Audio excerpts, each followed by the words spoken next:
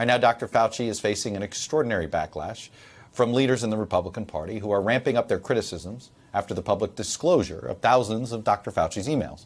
Those 3,200 pages of emails don't appear to contain anything particularly explosive. Still, the attacks against him have been, in a word, relentless. It's also very familiar if you've followed American politics over the last 5 years.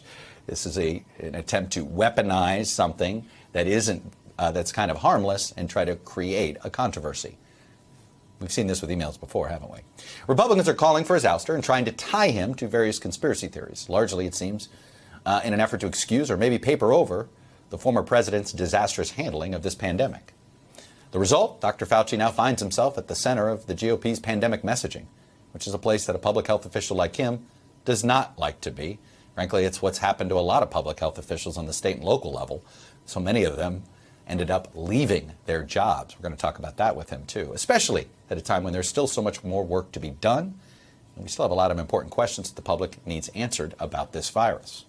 There are, of course, intensifying questions about its origins after the intelligence community acknowledged that there is a distinct possibility it might trace back to a Chinese lab leak in some form, a theory that was initially conflated and confused with baseless claims that this virus was somehow man-made. There are also major questions around the U.S.'s vaccine strategy, both at home and abroad. The administration is on pace to fall short of the president's July 4th goal to have 70% of the United States adults vaccinated with at least one dose. Some vaccine doses are sitting on shelves so long they may no longer be usable, and we may not even be able to get them to another country to get them used. Meanwhile, as President Biden makes his first overseas trip, the U.S. is facing pressure from the international community to send more doses abroad as the virus's global spread continues to breed new and potentially concerning variants, like the one now spreading in the UK, which has also been found in the United States. Like I said, we got a lot to discuss with Dr. Fauci, so let's dive in. Joining me now is the director of the National Institute of Allergy and Infectious Diseases and the chief medical advisor to President Biden. It's Dr. Anthony Fauci. Here's how the Foreign Affairs put it yesterday. It is time to say it out loud. The virus behind the COVID-19 pandemic is not going away. Among humans, global herd immunity, once promoted as a singular solution, is unreachable. Most countries simply don't have enough vaccines to go around, and even the lucky few with an ample supply, too many people are refusing to get the shot. As a result, the world will not reach the point where enough people are immune to stop the virus's spread before the emergence of dangerous variants. It might be 2020 all over again. Is America living in a bubble where the rest of the world is still living in a pandemic and we're not? And how protected are we in our bubble if that's the case? Well, you make an extraordinarily important point, Chuck. Global pandemics will be solved by a global solution. You cannot live in a vacuum in this world. We're an interconnected world, particularly when you're dealing with a highly transmissible respiratory virus. We are doing well in getting people vaccinated, as we just mentioned a few moments ago. Other countries that are in the developed world are doing well in getting people, but there are many countries in the world in which the level of vaccine is so low through no fault of their own. They don't have the resources, they don't have the capability. And that's the reason why I have always been of the mindset to say that we must look at this in the context of a global solution. Because if you have the smoldering, if not the pure outbreak of infection in other parts of the world, there's always the danger, if not the inevitable threat, that there are going to be variants that will come. Fortunately for us, we've done very, very well with our vaccines with the variants that are currently circulating. But there certainly is a possibility that there will be the emergence of a variant that would elude the protection of a vaccine. So we really do want to look very carefully at what's going on in the rest of the world and help in whatever way we can. Let me transition to a report yesterday, and to get at origin of COVID. The Wall Street Journal found out that there was a report on the origins of COVID-19 by a U.S. government national laboratory, and that they concluded the hypothesis claiming the virus leaked from a Chinese lab in Wuhan was plausible and at the time deserved further investigation, according to multiple people familiar with this classified document. What kind of light can you shed on this report, and what do you remember about it at the time? Yeah, Chuck, there's nothing new about that. All of us have always realized, and I feel this way, I haven't changed. most of the scientists that I know feel that way, that the most likely origin is a natural origin from an animal reservoir to human. However, we have not ruled out the possibility that there could have been a leak from the lab of them working on the virus. It could have been that someone was infected early on, they brought him into the lab and it came out of the lab, but it was already out in the community. So I think the confusion is because most of the scientists felt that the most likely, and the reason is most likely historically, we've seen this over and over again. We've seen it with SARS-CoV-1, with MERS, with Ebola, with influenza, with pandemic flu, with bird flu, with HIV/AIDS.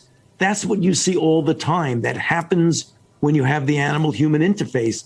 But all of us have been open-minded enough to know that until you nail down exactly what it is, you always must leave open the possibility with an open mind that there could be a leak. Right. So what that report that you just put up is saying is not anything new or anything that anyone has been articulating all along. When a scientist says they feel that the most likely etiology, the most likely origin is, in this case, natural, that doesn't mean there's a closed mind to it being a leak, even though many people feel, myself included, that still the most likely origin is a natural one. By the way, we keep talking about a leak and natural origin. And this gets to sort of the circular logic of this critique. I'm not a scientist, but let me ask you this. If this was a manufactured virus, why is one of the worst vaccines that's circulating globally the one created by the Chinese? Right.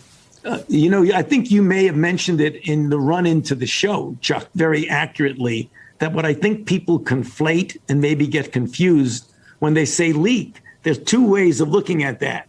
Did you deliberately make a virus that you wanted to do harm to the world, and then it leaked out?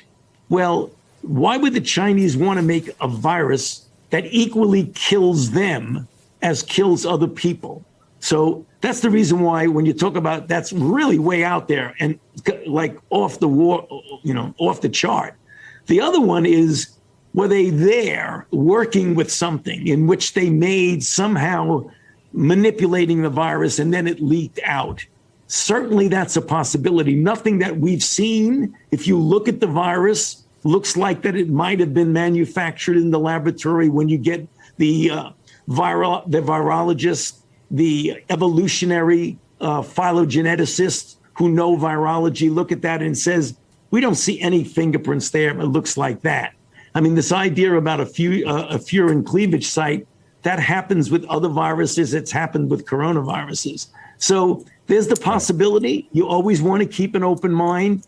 And, when you talk about those things, the general public, understandably, why should they understand those kinds of things? They're very complicated. But just know that there is an open mind, which is the reason why I have been saying I'm in favor of further investigation. I haven't changed my mind. It was very interesting when I was asked, Chuck, I believe by PolitiFact, they asked me the question, are you absolutely certain that this was not a lab leak? And I said, well, of course I'm not absolutely certain. No one is. That made big news that I sort of changed my mind. I didn't change anything. I still feel the same way. You want to keep an open mind. It's a possibility. I believe it's a highly unlikely possibility. And I believe that the most important one, that you look at what scientists feel, is very likely that it was a natural origin. But again, always keeping an open mind and less investigated. Right. And that's why I have come out saying I'm very much in favor of further investigation. What is look, you're a scientist at heart, which means all scientists have a hypothesis. What's your leading hypothesis then? Is this more of a China's covering up when they found the virus, or China's panic that it was something they were studying and it leaked out? What's the more likely scenario? Chuck, I don't want to get into that because, lately everything I say gets taken out of context, not by you, but by others. I mean, I think, it's a tough one.